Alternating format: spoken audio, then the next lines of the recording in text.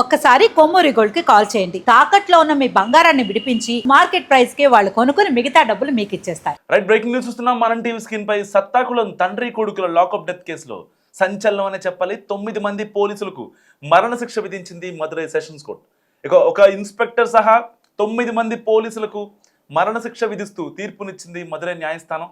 2020లో police కస్టడీలో జైరాజ్ 58 ఏళ్ళు, బెన్సిక్ 31 ఏళ్ళు అనే ఇద్దరు తండ్రి కొడుకులు మరణించారు. కరోనా నిబంధనలను ఉల్లంఘించారని చెప్పి జూన్ 19న అరెస్ట్ చేశారు పోలీసులు. జూన్ 23న కొన్ని గంటల వ్యవధిలోనే తండ్రి కొడుకులు మృతి చెందారు. లాకప్లో పోలీసులు కొట్టడం వల్లే చనిపోయారని ఆరోపించారు మృతుల బంధువులు. దీంతో రాష్ట్ర పోలీసులతో విచారణ జరిపించినా అంత పారదర్శకంగా జరగలేదు. దీంతో న్యాయస్థానం ఈ కేసును సిబిఐకి అప్పగించింది. సిబిఐ విచారణలో 2500 పేజీల ఛార్జ్షీట్ని న్యాయస్థానానికి ప్రొడ్యూస్ చేసిన తర్వాత 9 మంది పోలీసులకు మరణశిక్ష విధించింది. అయితే బాధితుల నుంచి కారుతున్న రక్తాన్ని వారితోనే తుడిపించినట్లు కూడా ఛార్జ్షీట్లో ఉంది. దేశవ్యాప్తంగా సంచలనం క్రియేట్ చేసిన 2020 నాటి సత్తాకుళం తండ్రి కొడుకుల లాకప్ డెత్ కేసులో మదురైలోని 1వ అదనపు జిల్లా సెషన్స్ కోర్టు సంచలన తీర్పిచ్చింది.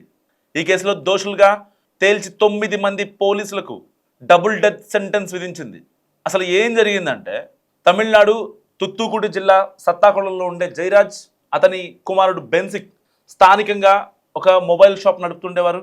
అయితే కోవిడ్-19 లాక్డౌన్ నిబంధనలను ఉల్లంఘించి షాపు తెరిచారనే ఆరోపణలతో 2020 జూన్ 19న సత్తాకుళం పోలీసులు వారిద్దరిని అదుపులో తీసుకున్నారు.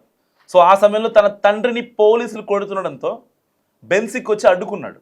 బేసిక్గా ఇంట్లో వాళ్ళని రోడ్డు మీద ఎవరో తెలియని వాళ్ళని కొడుతుంటేనే మనం వెళ్ళి ఆపుతాం. అలాంటిది తన తండ్రిని కొడుతుంటే, జైరాజ్ని కొడుతుంటే బెన్సిక్ ఊరుకుంటాడా? సో ఎందుకు వెళ్ళి ఆపాడనమాట. సో దీంతో అతన్ని కూడా అరెస్ట్ చేశారు పోలీసులు. మా విధి నిర్వహణ అడ్డుకుంటావా అని చెప్పి బెన్సిక్ని కూడా అరెస్ట్ చేశారు. సో ఆ తర్వాత ఇద్దరిని రాత్రంతా పోలీసులు చిత్రహింసలకు గురి చేశారు. మరుసటి రోజు ఉదయం ఒక పారిశుద్ధ్య కార్మికుడితో రక్తాన్ని శుభ్రం చేయించి ఆధారాలను ధ్వంసం చేసే ప్రయత్నం కూడా చేశారు. ఆ తర్వాత తండ్రి కొడుకులపై 5 సెక్షన్ల కింద కేసు నమోదు చేసిన పోలీసులు వారిద్దరిని కోర్టులో హాజరుపరిచి కోవిల్పట్టి సత్తాకుళానికి ఒక 15 కిలోమీటర్ల దూరంలో ఉండే కోవిల్పట్టి సబ్ జైలుకు తరలించారు. అయితే అంతకుముందు పోలీసులు తీవ్రంగా కొట్టడంతో తండ్రి కొడుకులు జూన్ 23న కొన్ని గంటల వ్యవధిలోనే మరణించారు. సో పోలీసు కస్టడీలో ఈ మరణాలు సంభవించడంతో తీవ్ర ఆగ్రహావేశాలకు దారితీశాయి. వ్యాపార సంస్థలు స్వచ్ఛందంగా షాపులు మూసేసి పెద్ద ఎత్తున నిరసనలు చేపట్టారు. ఎందుకంటే వాళ్ళ యొక్క షాపు పక్కన వీళ్ళే ఈ వ్యాపార సంఘాల వాళ్ళే కదా, వాళ్ళకు కూడా సపోర్ట్ చేయాల్సింది. సో అసలు వాళ్ళు చేయని తప్పు శిక్ష అనుభవించారు. సో ఇలాంటి నేపథ్యంలో ఈ కేసుపై సుమోటోగా విచారణ చేపట్టిన మద్రాస్ హైకోర్టు దర్యాప్తు చేపట్టాలని సిబిఐని ఆదేశించింది.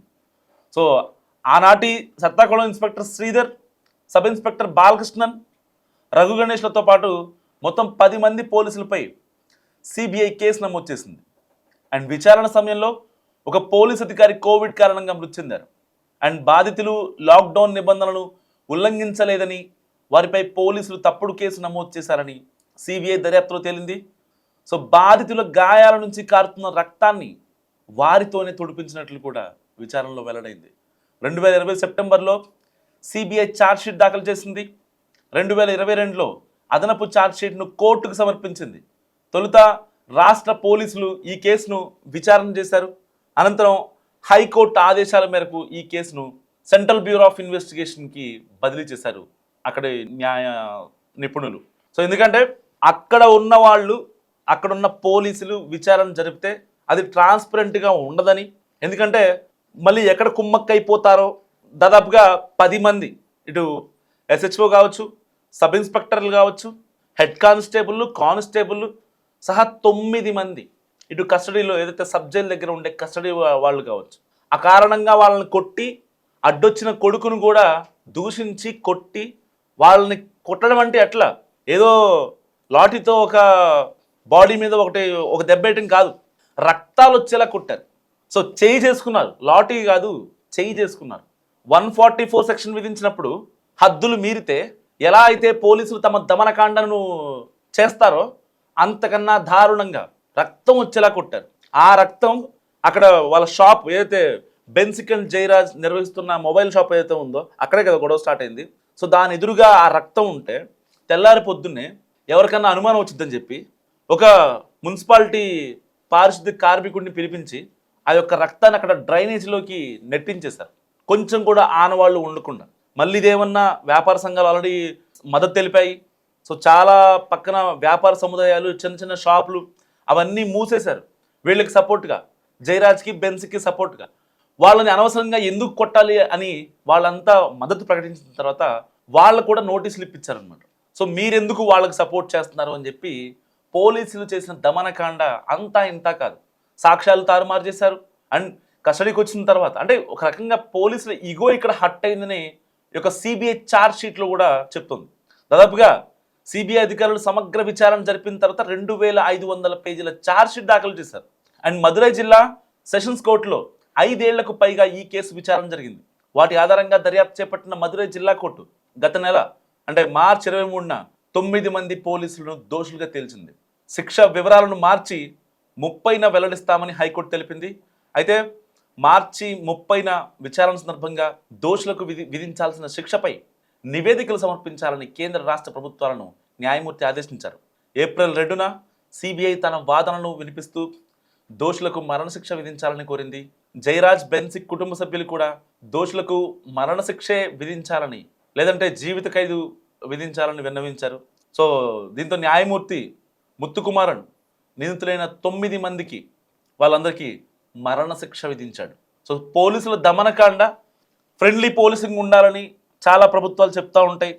ఓకే, వాళ్ళు ఏమన్నా కొంచెం ఎక్స్ట్రీమ్ అయితే ఒక మాట చెప్పాల్సిన బాధ్యత పోలీసుల పైన ఉంటుంది. అసలు అక్కడ సీన్ ఆఫ్ అఫెన్స్లో క్రైమ్ ఏం లేదు, కోవిడ్-19 నిబంధనలను ఉల్లంఘించారనేది అక్కడ జయరాజ్ మీద బెన్సిక్ మీద ఆరోపణ. ఇలాంటి నేపథ్యంలో వాళ్ళని రక్తం వచ్చేలాగా కొట్టడం, ఆ రక్తాన్ని వాళ్ళతోనే కడిగించడం, ఇటు కస్టడీలో వాళ్ళ ఇగో దెబ్బతుందనే ఒకే ఒక్క రీజన్తో చెప్పాల్సిన వాళ్ళందరికీ చెప్పేసి జయరాజ్ని బెన్సిక్ని వేధించండి అని చెప్పేసి ఆ యొక్క పక్కన ఉండే కరుడు కట్టిన ఉంటారు కదా స్మగ్లర్లు, దొంగలు, దోపిడీదారులు, భర్తని చంపేసిన వాళ్ళు, భార్యని చంపేసిన వాళ్ళు వాళ్ళతో వేధించారట. సో ఇలాంటివన్నీ చేసి వాళ్ళని ఎంతగానో వేధించి వాళ్ళు లాకప్ డెత్ అయ్యేలా చేశారు పోలీసులు. అలాంటి పోలీసులకి ఇవాళ మదురై సెషన్స్ కోర్టు 9 మంది పోలీసులకు మరణశిక్ష విధిస్తూ కీలక ఉత్తర్వులు జారీ చేసింది. సో వాస్తవానికి మొత్తం 10 మంది పోలీసులు కాగా వారిలో ఎస్ఐ పాల్దురై కోవిడ్-19తో మరణించారు. మిగిలిన 9 మందిపై మదురై కోర్టు తాజాగా మరణశిక్ష విధించింది. సో బాధితుల కుటుంబ సభ్యురాలైన పెర్సీ కోర్టు తీర్పుపై హర్షం వ్యక్తం చేశారు.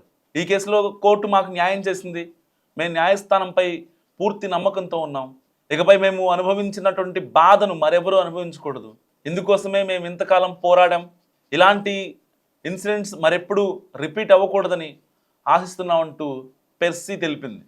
సో పెర్సీ అనే ఆవిడ బెన్సిక్ వాళ్ళ భార్య, చనిపోయినటువంటి బెన్సిక్ 31 ఏళ్ల బెన్సిక్ అతని భార్య అనమాట, జయరాజ్ వాళ్ళ కోడలు. సో మరి పోలీసులకు మరణశిక్ష విధిస్తూ మదురై కోర్టు తీసుకున్న నిర్ణయాన్ని మీరు సమర్థిస్తారా? సో మీరేమనుకుంటారో మస్ట్గా కామెంట్ చేసి ప్రయత్నించండి.